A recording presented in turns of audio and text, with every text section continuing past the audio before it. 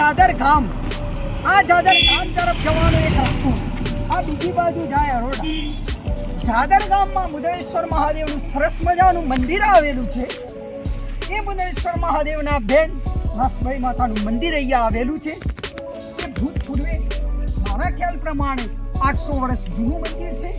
તે ખેતરોની અંદર આવેલું છે. ત્યારે આપણે માતાજીના દર્શન કરવા અમે બધા આવ્યા છીએ. તે લાસભાઈ માતાનું મંદિર અહીંયા આવેલું છે. જે લાસભાઈ માતાનું અંદર મંદિર છે તે અહીંયા એક ભાઈ અહીંયા ગામમાંથી આવેલા દર્શન કરવા બેઠા છે. બોલો લાસભાઈ માતા કી જય. હર હર મહાદેવ. ભાઈ માતાનું મંદિર અહીંયા આવેલું છે.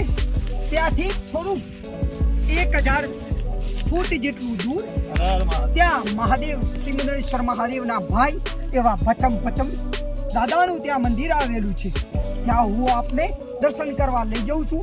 આપણે ત્યાં દર્શન કરાવીશ દાદાના લાઈવ. મહાદેવ જાદરમાં જે પ્રસિદ્ધ જૂનું અને જાણીતું જે મંદિર આવેલું છે તે એમના લાસભાઈ માતાના આપણે દર્શન કરી દીધા. અત્યારે એમના ભાઈ ભાચા પચમ દાદા મુદ્રેશ્વર મહાદેવના ત્યાં આપણે જવાનું છે. તે મંદિર અહીંયા આવેલું છે. ત્યાં અમે બહુ દિવસે અઠવાડિયામાં રવિવારે એક દિવસ અહીંયા આવતા આવીએ છીએ.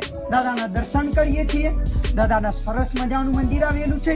જૂનું અને જાણીતું મંદિર છે. ત્યાં સરસ મજાનું કુદરતી સૌંદર્ય છે અને એક સરસ મજાના ખેતરમાં આજુબાજુ સરસ મજાની લીલોતરી આવેલી છે. ત્યાં મસ્ત દાદાના પરિસરમાં બેસવું હોય તો બેસવાની પણ મજા આવે અને એકદમ ઠંડુ કુદરતી સૌંદર્ય અને ઠંડા સરસ મજાના પવન આવે છે. અહીંયા દાદાનું ત્યાં મંદિર આવેલું છે.